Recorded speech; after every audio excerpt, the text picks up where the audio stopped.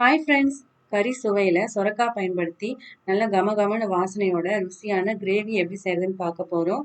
இந்த கிரேவியை சாதத்தில் போட்டும் பிசைஞ்சு சாப்பிடலாம். சப்பாத்திக்கு சைட் டிஷ்ஷாக தொட்டு சாப்பிட்றதுக்கும் சூப்பரான காம்பினேஷனாக இருக்கும். இப்போ இந்த ரெசிபி செய்கிறதுக்கு நான் ஒரு மீடியம் சைஸ் சொரக்காய் எடுத்திருக்கேன். சொரக்காவை தண்ணியில் நல்லா கழுவி எடுத்துடுங்க.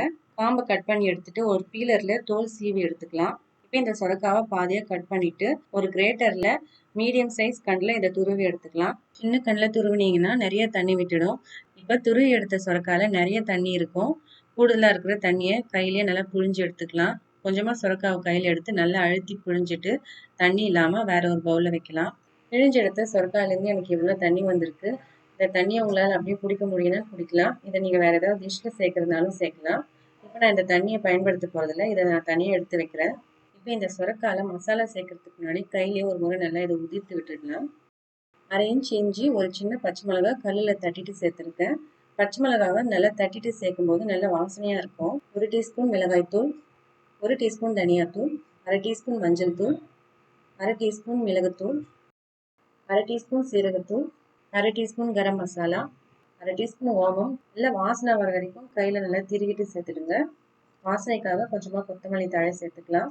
இந்த மசாலா எல்லாத்தையும் சொரக்காவோடு சேர்த்து கையிலேயே நல்லா ஒரு முறை கலந்து விட்டுடுங்க. இப்போ இந்த சொரக்காயில் சேர்க்கறதுக்கு நான் 1 கப் கடலை மாவு எடுத்திருக்கேன். கடலை மாவை அப்படியே சேர்க்காம கொஞ்சம் கொஞ்சமாக சேர்த்து நல்லா கலந்து விடுங்க. இப்போ நான் 1 கப் கடலை மாவை கொஞ்சம் கொஞ்சமாக சேர்த்து நல்லா பிசைஞ்சு எடுத்துட்டேன். இப்போ இதில் சுவைக்காக தேவையான அளவு உப்பு சேர்த்துடலாம்.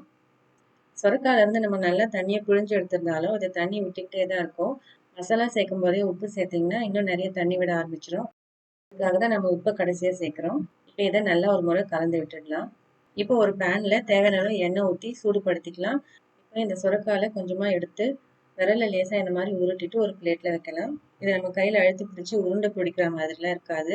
நான் முதல் பேட்சுக்கு மட்டும் இந்த மாதிரி உருட்டி வைக்கிறேன். நீங்கள் அப்படியே எண்ணெயில் விடும்போது கூட கையில் எடுத்து லேசாக உருட்டிட்டு எண்ணெயில் விடலாம்.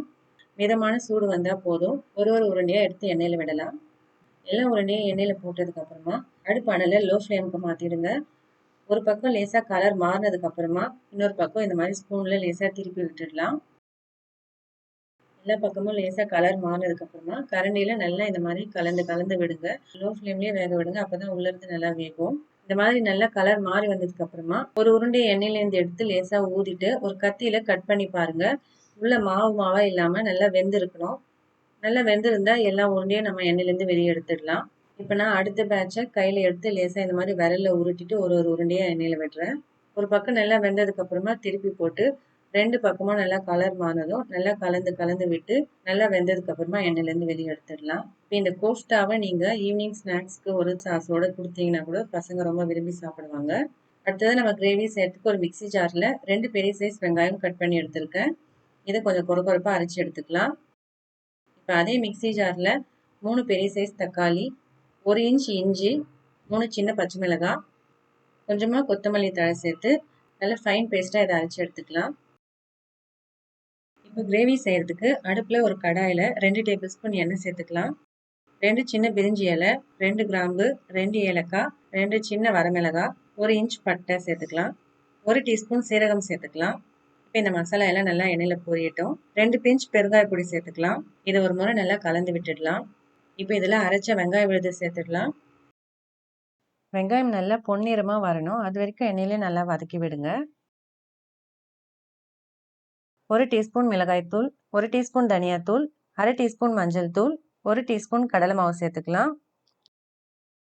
இப்போ இந்த மசாலா கறிக்கு போகாமல் இருக்க 1/4 டம்ளர் தண்ணி சேர்த்துக்கிறேன். இப்போ இந்த மசாலாவை நல்லா கலந்து விட்டுக்கலாம். இன்னொரு 2 டீஸ்பூன் தண்ணி இதில் சேர்த்துக்கிறேன். மசாலாலேருந்து பச்சை வாசனை போகிற வரைக்கும் நல்லா எண்ணெய் பிரிஞ்சு வர வரைக்கும் வேக விடலாம்.